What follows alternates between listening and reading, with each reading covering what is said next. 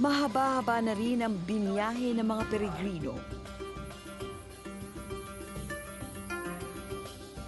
Sumunod sila sa mga yapak ni Kristo mula sa Jordan River kung saan siya'y bininyagan ni San Juan Bautista.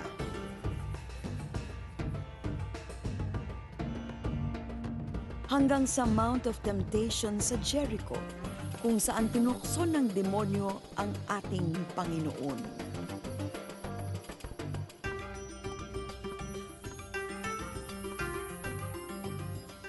The mountain here of temptation is found everywhere, where the true God is challenged, where the true God is replaced, where true worship that only God deserves is misplaced, where the true Messiah is being tempted not to be the humble servant of God, where pride, self-focus becomes the invitation. And this temptation, thanks be to God, these temptations were overcome by Jesus. And we learn from Jesus how to fight temptations. Sa tulong ng kanilang pilgrimage chaplain na si Archbishop Chito Tagle, lumalim ang pag-unawa ng mga peregrino sa mga karanasan at pangaral ni Kristo. At naiugnay nila ang mga ito sa kanilang sariling buhay. So the calling of the Beatitudes, in a way, is urgent. Don't postpone your belonging to God's rule. When there is a calling to be poor in spirit, to be lowly, to be merciful, to be a peacemaker, grab the opportunity. You will not regret it. You will be happy. A happiness that the world will call foolishness. Ang tanga-tanga mo. But in God's own time, we realize it was His hand at work.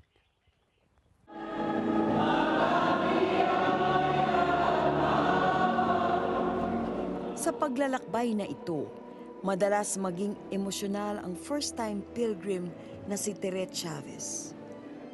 Ito raw kasi ang isang karanasang matagal na niyang pinapangarap. Niyaya ako ng aking kapatid. Tinanong niya ako kung saan ko gusto. Sinabi kasi yung ibang kapatid ko sa ibang bansa. Pero ang sabi ko, sa Holy Land ang gusto kong pilgrimage. Kasama si Bishop Tagle. Iyon, hindi pa namin alam kung may pilgrimage si Bishop Tagle. Pero yun ang pangarap na sinabi ko. At salamat sa Diyos. Tinupad niya ang pangako niya. Maging sa kanyang paglalakbay sa buhay, napakaraming pinagdaanan at iniyakan si Tere. Taong 1999, nang mabulabog ang kanilang pamilya ng isang di inaasahang pangyayari. Alas 6 ng umaga, hinatid ng mister ko yung aking mga anak sa eskwelahan nila, dala yung aming company car. Mga alas 7 ng umaga, ina-expect ko na babalik na siya sa bahay, pero alas 8, hindi pa siya nabalik, na nag-iintay yung aming agahan. Hindi normal sa kanya na hindi kumakain, hindi uminom ng kape. Oras na ng pagpasok namin yun, so hindi pa siya nabalik. So mga alas 10, talagang iniisip ko na may masamang nangyari. Nang gabi ring iyon, nakita ang bangkay ng kanyang asawa. Pinagnakawan ito at saka pinatay. 8-month pregnant ako nun. So, August 12 nangyari yun, nanganak ako, September 9. Wala akong panahong magluksa, mag-isip ng kung ano-ano. Ang naisip ko lang, bumangon kaagad. Lumipat kami ng bahay. Inihanda ko pang anak ko. Sa halip na magpatalo sa kalungkutay, binuhos ni Tere ang kanyang lakas at panahon sa paghahanap buhay. Mula sa pagiging chemist, tumaas ng tumaas ang katungkulan niya hanggang sa siya'y naging department manager. Pero noong 2003, nagbawas na mga tao ang kumpanya nila at nawalan si Tere ng trabaho. 2005, masasabi kong the hardest, most difficult years sa buhay namin. Yun na yung nawala lahat yung nakasanayan mo lifestyle. Kailangan ka ng lumipat. Lumipat na kami sa mas maliit na tirahan. Lumipat sa public school ang mga anak ko. Nag-aral ako ng mag-business. So, pero yung business dahil nagsisimula pa lang, naranasan ko yung maglako sa init ng araw.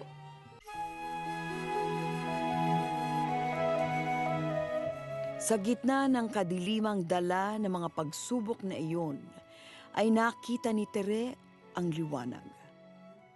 Ang ginawa ko lang yun, araw-araw, nagpupunta ako sa Adoration Chapel.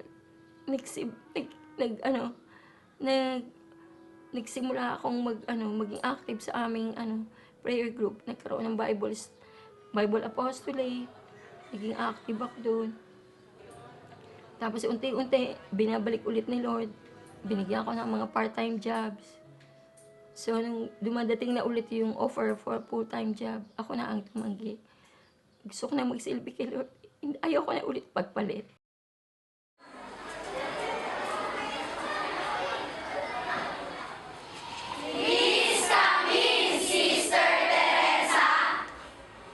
So, good morning, class. Mahigit 3 taon nang voluntaryong nagtuturo si Tere ng katekismo sa mga grade school at high school students. So, bilang katikista, sa harap ng mga bata, mga estudyante, dapat ipapakita mo ang makatangi ang kay Kristo na dapat makita nila sa'yo. Dahil ang hinahatid mong balita ay si Kristo mismo. Halaga ba kay Jesus ang panalangin? Kung makita mo nagsisimba tuwing Sunday, yung mga dating hindi nagsisimba, yung sasabihin sa'yo, Sister, nayaya ko yung nanay ko, tatay ko na nagsimba. So, yun ay mga premyo ng aming pagiging katikista. Sabi mo, may mga bata o pamilya kang kahit paano naging kaibigan ni Kristo. Jesus ay nanalangin sa bundok bago. Nang malaman ni Tere na bahagi ng pilgrimage ang pag-aalay ng mga petisyon o prayer requests, pinasulat niya ang kanyang mga estudyante ng kanilang nais ihiling sa Panginoon. Hindi man niya inaasahan, lubos siyang naantig ng kanilang mga simpleng panalangin.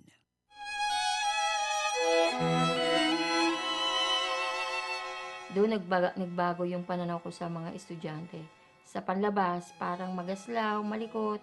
Pero nung ibigay nila sa akin yung mga sulat nila, panay pagmamahal sa mga magulang, panay paghahangad ng kabutihan, panay walang hiningid na mga personal na mga bagay, mga material na bagay. Makita mo na sa puso ng bawat isang bata, nakatago lang at waiting na lumabas ang kanilang kabutihan at pag-ibig at pananampalatayang nakaipon dun sa puso nila.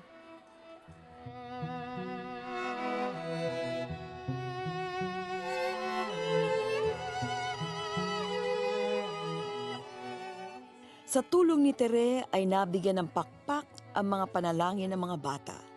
Nakarating ang mga ito sa paanan ng Mount of Olives sa Jerusalem, sa isang hardin na kung tawagin ay Gethsemane. Sa Gethsemane sinasabing nagdasal si Kristo kasama ang kanyang mga apostol noong gabi bago siya dinakip para ipako sa krus. Dito rin siya ipinagkanulo ni Judas para sa 30 pirasong pilak. Ngayon, sa halip na pagdurusa, ay pag-asa ang tumutubo sa hardin na ito. Ang lahat ng petisyong dala ng mga peregrino ay susunugin upang ipaabot ang mga kalakip nitong mithiin sa Panginoon.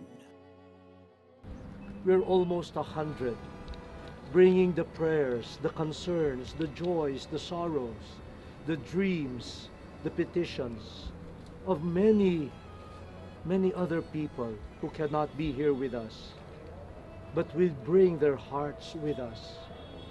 And with our own prayers, we lift them up to you. Accept them, Lord. Accept them from humble hearts. Accept them from hopeful hearts. Accept them as once you accepted the prayer of Jesus, your Son, said in this sacred place, on this holy mountain, where you rewarded him with resurrection and new life. So nung sabi nga na susunugin ang mga sulat at hahayaang ang ang mabangong halimuyak ng mga usok na to ay makarating hanggang sa langit. Talaga yung bawat sulat na hinuhulog ko para sa aking mga estudyante, sa aking mga kamag-anak, lalo na para sa aking mga anak, talagang parang ini-imagine ko talaga na alam namin hindi kami karapat-dapat sa sagot diyan. Pero Lord, dahil sa kabutihan mo, hindi dahil sa amin, sa kabutihan mo, alam namin kung alin ang nasa kalooban mong mangyari, magaganap ang mangyayari. Alam ni Tere na tulad ng sagot sa mga petisyong ito, mayroong mga bagay na ipagpapaubaya mo na lamang sa Panginoon. Dati, ang gusto ko lang, pag sinabi ko, makita ko na kaagad yung produkto ng aking effort. Ang hinahangad ko ay ang resulta, pero hindi pala yun ang mahalaga. Mas mahalaga pala, ang gawin mo ay yung kagaya ni Jesus, nagtanim lang. Ang bunga niyan ay sa Panginoon. At matapos man daw ang pilgrimage, babaunin naman ni Tere ang mga karanasan sa Holy Land para sa biyahe ng kanyang buhay. Ganun din siguro talaga yung paglalakbay. Hindi laging highway, laging maraming rough roads. Pero kahit paano, alam mo, yun ang tamang daan.